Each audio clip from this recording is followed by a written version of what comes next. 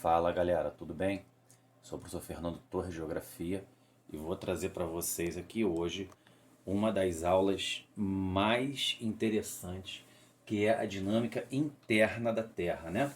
Estudaremos a litosfera e nós vamos estudar como o relevo foi formado, como o relevo, as irregularidades da superfície terrestre aconteceram.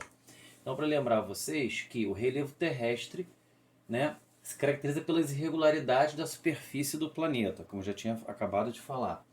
E é resultado dos agentes internos formados do relevo, ou seja, o tectonismo e o vulcanismo, as forças de dentro do planeta, mais os agentes externos, que são agentes modeladores. Enquanto os internos vão formar o relevo, os agentes externos vão modelar esse relevo, né? Basicamente a erosão e o intemperismo.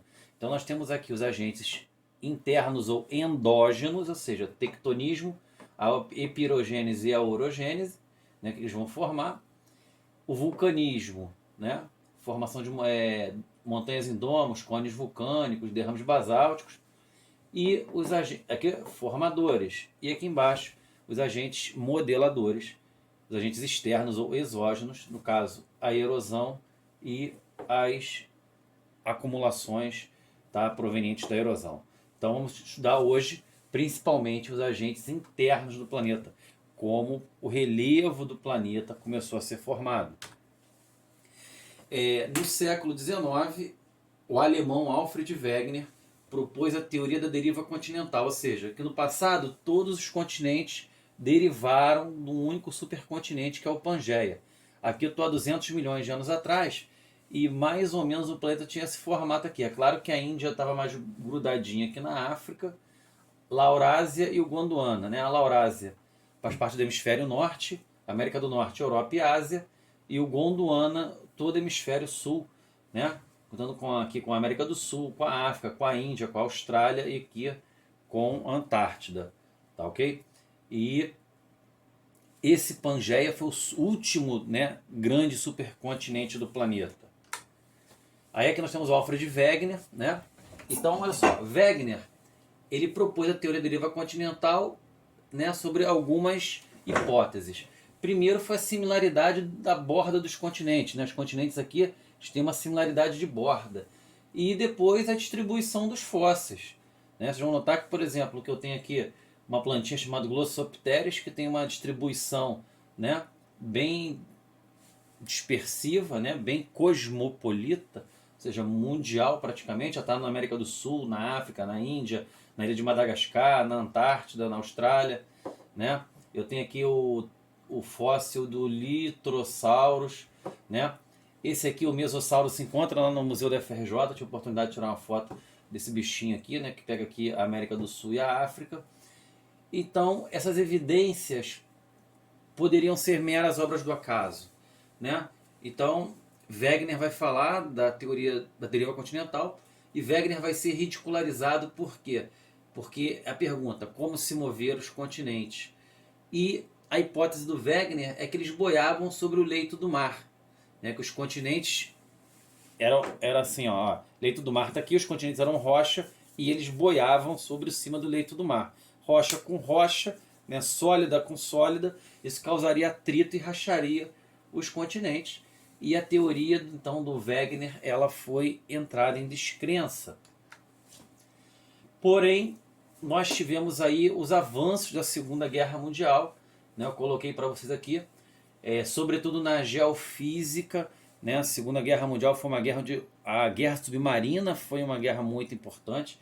Então eles varreram o fundo do Oceano Atlântico com ondas de sonares, né? E descobriram que o Oceano Atlântico ele era todo irregular. Daqui a pouquinho eu vou comentar mais com vocês. E com a desenvolvimento da geocronologia, ou seja, da radiação, da radioatividade, nós podemos, né, estudar, por exemplo, a idade das rochas. Então aqui temos um geofísico, né, ele vai com esse aparelho aqui mandar ondas, e as ondas que saem da superfície chegam até o interior do planeta. Foi visto que o planeta tem várias camadas. O núcleo interno, o núcleo externo, o manto e a crosta terrestre. Tá? Que a Terra ela não é um planeta sólido totalmente. Então, a primeira coisa que nós temos que estudar são as camadas da litosfera. Particularmente, gente, eu pego o núcleo interno e o núcleo externo, apesar de eles serem quimicamente diferentes, eu junto eles, né? Porque, na verdade, o núcleo interno ele é sólido, ele é formado por níquel e ferro. Então, grande parte aqui, dos elementos químicos mais pesados, como o ferro e o níquel, migraram para o centro do planeta, né? E esse núcleo interno, ele é radioativo, ele é muito quente, tem mais de 5.500 graus. E como ele está envolvido com um núcleo externo um pouco mais líquido, né, ele gira, fazendo um movimento de rotação do planeta, e ele serve também como um dínamo. Né, e esse dínamo acaba criando o que a gente chama de magnetosfera da Terra. Tá? Então isso é muito importante aí. O núcleo interno, o núcleo pesado, sólido, formado por níquel e ferro, é a parte mais quente do planeta. Depois eu tenho o manto, né, que é uma camada semilíquida, pastosa, também conhecida como astenosfera, ou o manto é conhecido como magma, né, uma camada de magma, de rocha derretida, de rocha fluida, né, de característica muito pastosa, tem mais ou menos 3.000 graus de temperatura, né, e ele se move, ou seja, o calor do manto acaba do núcleo acaba movendo o manto. E aqui fininha, né, eu tenho uma camada entre 3 a 30 a 45 quilômetros, entre 4,5 melhor e 45 quilômetros, que nós chamamos de crosta terrestre, tá? E a crosta terrestre, ela é sólida, tá? E muito fragmentada. Vamos dar um pouquinho para a gente enxergar um pouco mais isso aí. Então, aquela hipótese da Terra ser uma placa, né, ser uma bola sólida, apenas entra em desuso, tá? Entra em descrédito. No caso aqui, tá? A partir do modelo geoquímico, nós temos aqui duas crostas, uma crosta continental mais espessa, né, formada por rochas graníticas e menos densa, e uma crosta oceânica, o fundo do mar, formado por rochas basálticas, muito mais densa, porém menos espessa. Tá? Então, eu tenho aqui uma crosta continental muito mais antiga e as crostas oceânicas muito mais recentes. E aqui está a nossa crosta terrestre. Pensa numa bola de futebol, e a bola de futebol é formada por vários gomos. Cada uma placa dessa seria um gomo dessa bola, e esses gomos estão em constante movimentação. O que está em vermelho, né, vocês estão vendo aí que está em vermelho, é a direção da movimentação das placas. Tá? Umas vão se abrir, né, no caso Atlântico, a placa sul-americana e africana, né? A placa da Eurásia e da América do Norte, elas estão se abrindo, mas em compensação, eu tenho placas como a placa indiana e a eurasiática estão se fechando, e a dinástica e a placa sul-americana estão se fechando. E outras placas aqui, elas movem no sentido transcorrente, tá? Uma para um lado e outra para o outro. Então há uma movimentação das placas tectônicas.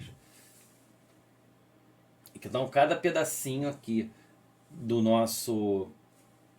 nossa crosta terrestre nós chamamos de placas tectônicas. O que eu quis mostrar para vocês aqui é a geocronologia do Atlântico, né? Então, por exemplo, aqui eu tenho aqui no meio do Oceano Atlântico, que está em vermelho aqui, está aqui em preto agora, é um rift, é uma falha tectônica, né? E a partir dessa falha aqui, o magma subiu e formou uma cadeia aqui no meio, né, de montanhas submarinas. Então, à medida que eu estou indo para a África, ou vindo aqui, no caso, para a América do Sul, a idade das rochas ela é muito similar. Tá? Ela é mais recente, no caso aqui no meio do oceano, e à medida que eu estou indo para a África, ou para a Europa, ou para a América do Norte, ou para a América do Sul, vocês vão notar que equidistantemente, a partir de um centro, a mesma distância a partir do centro, as rochas têm a mesma idade. Então pressupõe que aqui essa crosta e essa crosta aqui no passado tiveram juntas, e o que se formou aqui foi o fundo do assoalho marinho. Tá? Então isso é uma evidência muito mais concreta, né, até do que a distribuição dos fósseis. Então, atualmente, nós temos o que a gente chama de teoria das placas tectônicas. Outra teoria das placas tectônicas, né, além da idade das rochas, da datação, são os depósitos, né, glaciais do Permiano. Tá? No período de 306 milhões de anos atrás, no período chamado Permiano, nós tivemos, tá, depósitos glaciais. Tá? E então eles são espalhados aqui, então pressupõe que isso aqui estava tudo junto no passado. Como se moveram os continentes, né? A teoria da tectônica de placas consegue explicar isso muito bem.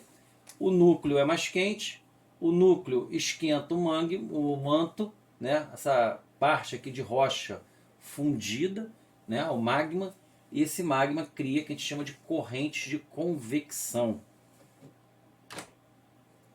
Essas correntes de convecção vão formar o que a gente chama de limites divergentes ou passivos, ou seja, limites que se afastam, né? Eu tenho o magma aqui subindo, ele vai para um lado e ele vai para o outro. Então, quando o magma ele sobe, né, nós chamamos isso aqui de e sobe, vai para direções opostas, né, que depois ele vai voltar aqui para baixo. Nós chamamos isso aí de corrente de convecção, né? Ele sobe e desce. Então, quando esse magma começa a subir e descer, ele provoca aqui falhamentos. Aqui, ó o magma subindo aqui, fraturando, né? Provocando falhas aqui, fraturas, né? Então, uma hora esse magma vai conseguir penetrar aqui na crosta. E quando ele penetra na crosta, ele abre a crosta terrestre. E ele abre a crosta terrestre, ele solidifica aqui, formando o que a gente chama aqui de assoalho marinho. Então, nos limites divergentes ou passivos, nós sempre vamos formar o leito oceânico ou assoalho marinho, ilhas, dorsais e rifts, que são sistemas de falhamentos, né, que vão formar vales, vão formar alguns lagos e alguns planaltos. Então, olha aqui, ó, tá se abrindo, né, tá se abrindo e formando, tá, o substrato oceânico, o chão do fundo do mar. Está se abrindo, pode formar alguns falhamentos, tanto para cima, né? Que no caso aqui a gente chama isso aqui de falhamentos ou epirogênese.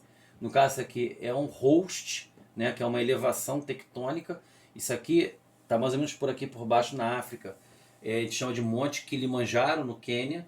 E aqui tá para baixo, que são esses lagos aqui, tá? Provavelmente isso é o Lago Vitória, tá? Na África.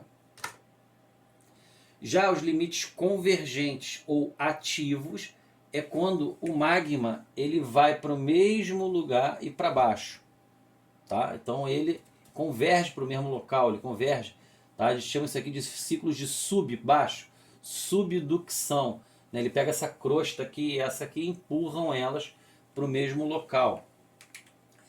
Eles destroem os leitos oceânicos, vão formar fossas submarinas e vão formar cadeias de montanha que são chamados de dobramentos modernos ou orogênitos, né?